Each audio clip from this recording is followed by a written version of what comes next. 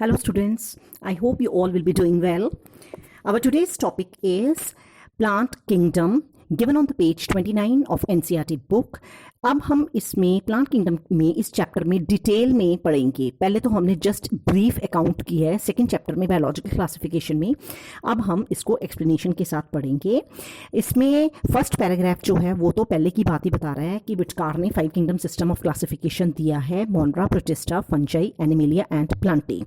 अब second paragraph में हम यहाँ पे स्ट्रेस करेंगे कि हमारी अंडरस्टैंडिंग प्लांट किंगडम की जो है वो टाइम के साथ साथ चेंज होती जा रही है। फंजाई और members of Monera and protista. Monera first kingdom है, मोनेरा में बैक्टीरिया आते हैं, प्रोकैरियोट्स आते हैं। प्रोटिस्टा जो है उसमें सिंगल सेल के ऑर्गेनिज्म जरूर आते हैं लेकिन प्रोकैरियोट्स नहीं होते, वो यूकैरियोट्स होते हैं। तो हमारी जो अंडरस्टैंडिंग है प्लांट किंगडम की वो चेंज हुई है। Fungi, members of Monera and protista जिनमें सेल वॉल्स प्रेजेंट है वो अब एक्सक्लूड हो गए हैं प्लांट किंगडम से, जबकि पहले वो सेम प्लांट किंगडम के अंदर रखे हुए थे। सो द क्लासिफिकेशन सिस्टम जो है that keeps on changing. So the cyanobacteria क्या है? ब्लू ग्रीन एल्गी, जिनको ब्लू ग्रीन एल्गी कहते हैं। एक्चुअली ये एल्गी नहीं है, इसको एल्गी में नहीं रखा। इसको ब्लू ग्रीन एल्गी को हमने साइनोबैक्टीरिया को कहाँ रखा है? बैक्टीरिया में, यू बैक्टीरिया में। जो बैक्टीरिया वाला है फर्स्ट किंगडम है मोनेरा, उसमें रखा है इसको यू बैक्टीरिया में। मोनेरा जो है उसमें 2 तरह के बैक्टीरिया आते हैं, एंशिएंट बैक्टीरिया, प्रिमिटिव बैक्टीरिया, जिनको हम आर्की बैक्टीरिया कहते हैं, यू बैक्टीरिया। यू बैक्टीरिया के अंडर जो हैं वो साइनोबैक्टीरिया जो हैं वो आते हैं, which is called as a blue green algae, जिसके एग्जांपल्स हैं नॉस्टॉक जिसका एग्जांपल है, एनाबिना एग्जांपल है, और भी बहुत सारे एग्जांपल्स हैं। In this chapter we will describe algae, bryophytes, pteridophytes, gymnosperms and angiosperms plant kingdom के under. Let us also look at the classification within angiosperms to understand some of the concerns that influence the classification system. Earlier जो system of classification था वो सिर्फ gross मतलब जो total superficial morphological characters नज़र आ रहे हैं। morphological का मतलब है जो above characters जो ऊपर से नज़र आते हैं, जैसे habit हो गया, color हो गया, number हो गया, shape of the leaves हो गया। They were based mainly on the vegetative characters and on the androecium. Androecium का मतलब क्या है? That is the collection of the male sexual organs, जैसे स्टेमन्स हैं वो एंड्रोशियम जो है उसमें स्टेमन्स में आएगा। This system which was given by the Linnaeus. Linnaeus जो है साइंटिस्ट वो वही है Carolus Linnaeus who has given the binomial system of nomenclature.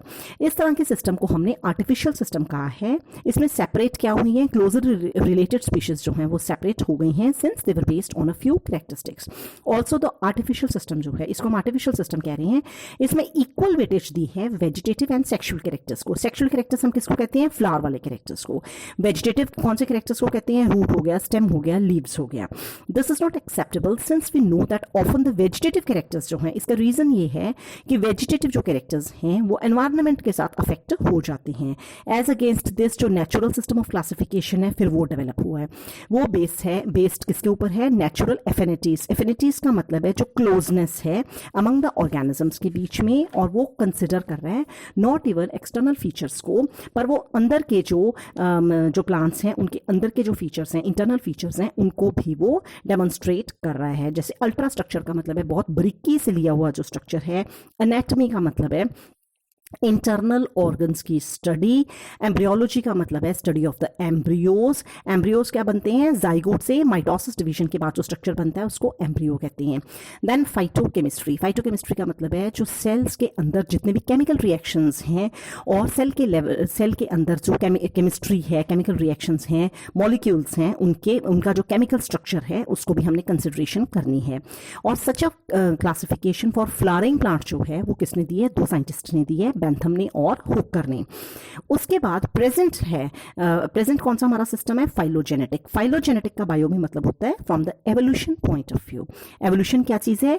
Changes in due course of time. Due course of time के अंदर जितनी चेंजेस आ रही हैं वो आएगा एवोल्यूशन में, और एवोल्यूशन की जो स्टडी है उसको बायो में हम कहते हैं phylogenetic classification system.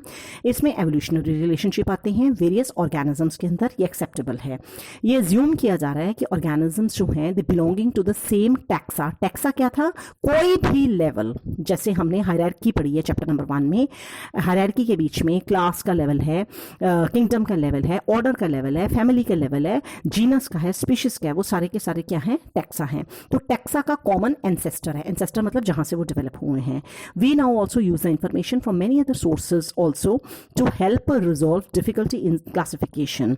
These become very important when there is no supporting fossil evident, क्योंकि हमारे पास कई बार फॉसिल्स जो हैं वो इतने अवेलेबल नहीं होते।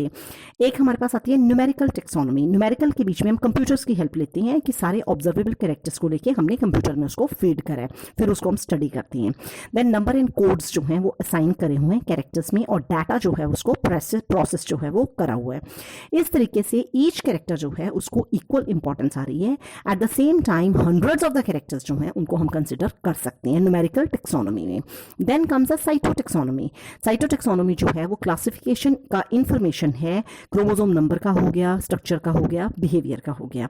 कीमोटेक्सोनॉमी है वो हो रहा है chemical constituents of the plant जो हैं वो क्या हैं, जिसकी वजह से रिजॉल्व होएगी कंफ्यूजन। रिजॉल्व का मतलब है सॉल्व, क्या कंफ्यूजन सॉल्व होएगी टेक्सोनॉमी की कि on the basis of chemical constituents जो हैं वो ऑर्गेनिजम्स कैसे बिहेव करते हैं। और present more topic to be dealt with is algae. Algae जो है वो सबसे पहला वाला जो है वो ग्रुप आ जाता है प्लांट किंगडम में।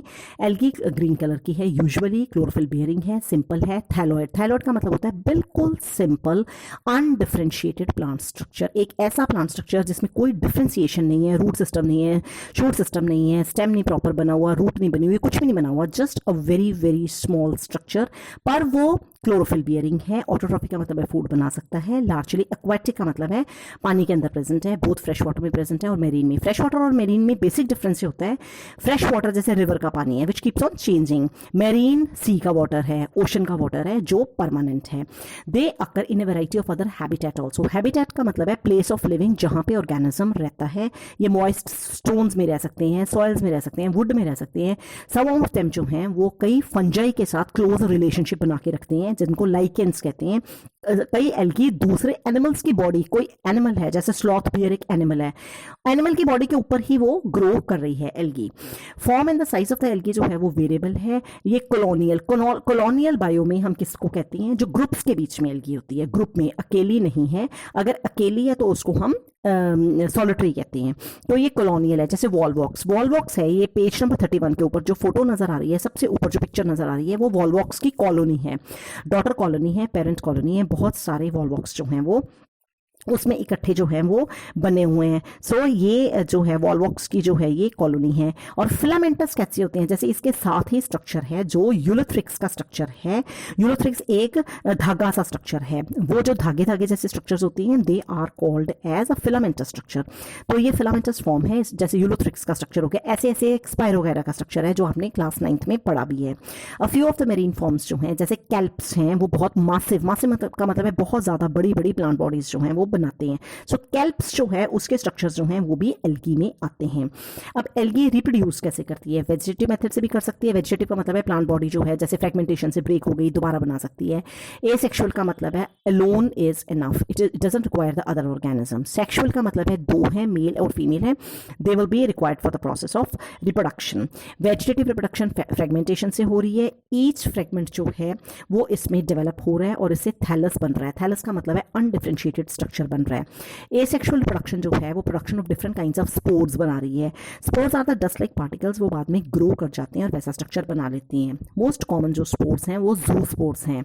ये फ्लैजिलेटेड हम बायो में उस स्ट्रक्चर को कहते हैं जिसमें थ्रेड लाइक स्ट्रक्चर और फ्लैजेला जो हैं वो प्रेजेंट हैं। मोटाइल में मतलब मूवेबल हैं। जर्मिनेशन पे that gives rise to the new plants also. Sexual reproduction जो है fusion of the two gametes से होती है। ये गैमीट्स जो हैं ये फ्लैजिलेटेड और सिमिलर इन साइज हैं।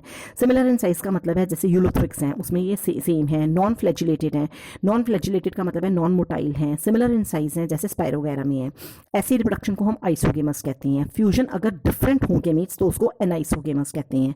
Fusion between the one large, एक जब एनाइसोगेमस का मतलब है दोनों डिसिमिलर हैं, एक लार्ज है नॉन मोटाइल है उसको वो स्टैटिक एक फिलामेंट गैमीट है, दूसरा जो है वो स्मॉल है उसको मेल गैमीट कहते हैं। और इस तरह की फ्यूजन जो है that is called as the oogemus। इसमें वॉलवॉक्स एंड फ्यूकस जो हैं वो उसके एग्जाम्पल्स एनिमल्स हैं. So rest of the algae we will be continuing next time. So till then, take very good care of yourself and kindly revise each and everything, and you are absolutely free to call me anytime you wish to. That's all. Take very good care of yourself and see you later. Bye bye.